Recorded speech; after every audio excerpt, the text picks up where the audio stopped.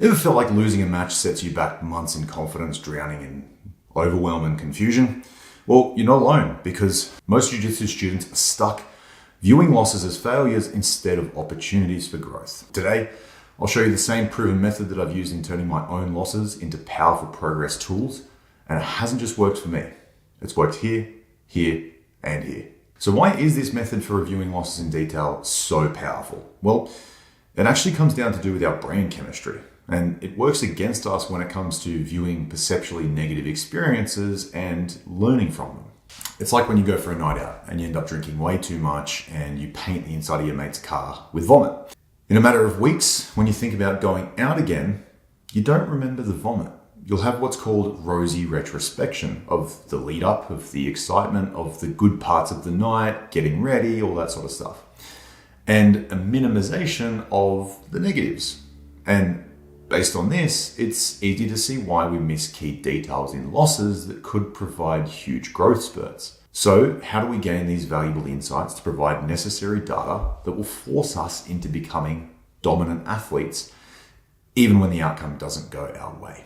Well, maintaining emotional neutrality is the best way to find your opportunities within a match. I don't review mine or my students' matches instantly after they've happened. Link below if you want me to review your matches personally. If that's just like trying to work on a car you've just driven, everything is going to be too hot to touch and you won't get anything done. It's better off waiting for it to cool down.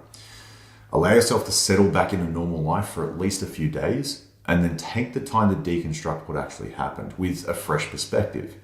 This will ensure you have an objective bias headed into the review process that won't cloud your judgment and trick you into getting emotional, which ends in precisely zero learning.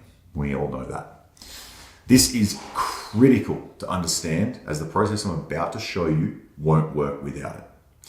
To show you how this plays out, we're going to run through each of the lessons that I took from my match at ADCC with Felipe Pena, which happened to be the difference between being a semi-finalist and a finalist.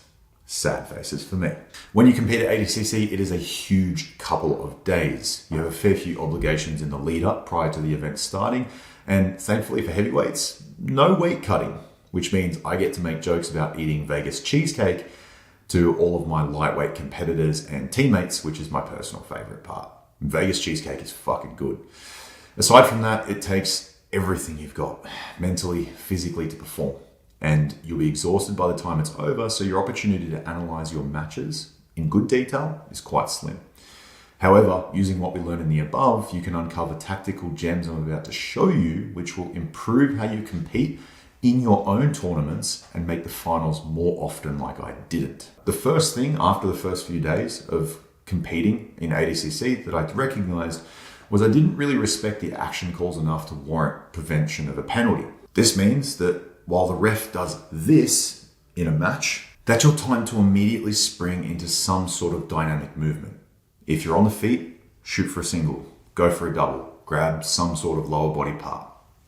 Innuendo. If you're passing, start to change how you're moving, either switching sides, going from left to right, switch strategies, or pick up the pace to some degree. When you do this, you signal to the judges and the referees at the table that you're paying attention and you want to put on a good, entertaining match, which they all want too. And by doing so, you will evade penalties and get to the most important matches, the finals, which perfectly fits into the next place you need a magnet for your attention in a match that if you miss, you'll be second guessing yourself and paralyzed by analysis. Matches are won and lost in the moment, but most of us are either stuck in assessing potential outcome of a set of moves or the previous positive and negative results of a move just gone. This ends in missed opportunities that can decide matches in seconds if you miss it. Just like the second half of my match with Pena, I was down a penalty because I didn't respond to the call and I needed to score to win. No gas left in the tank and I knew he would be the same. We ended up out of bounds and were about to reset in the same position. This will be my best opportunity to score. So a well-timed Ouchi-Uchi combo to send his feet flying over his head and crashing down to the mat. But what happened next and my loss of focus is what lost me the match and my spot in the finals. Now, this is worth bringing up. Pena is a very seasoned competitor with excellent tactics, especially at ADCC. How he evaded being scored on was nothing short of tactical genius, and I give him that credit. Combine this with my running high on excitement for landing a huge throw in front of a big crowd, I lost focus and allowed him to turtle without immediately throwing hooks in or breaking into a hip like I've done in most of my other matches. And it was Penner getting his hand raised a minute later, not me, because he stayed composed and I didn't. So whether you do something well in a match or poorly, it is absolutely imperative to recognize that the moment is now gone and all you have is what's in front of you right now. This is the most difficult part of competing, in my opinion, but if you can prioritize your focus for each part of your match, you will undoubtedly dominate your opponents and end up in the middle of the podium more often than not. So now you understand exactly how to analyze your own matches to find hidden gems that prevent you missing out on gold medals and claiming victory. You need to cut through the noise of learning jiu-jitsu so you can actually have a clear mind focused on winning on match day instead of being stuck in paralysis by analysis. To do that, you're going to watch this video next where I'll break down the exact steps to simplifying the chaos of each session so you can be a force on the mats.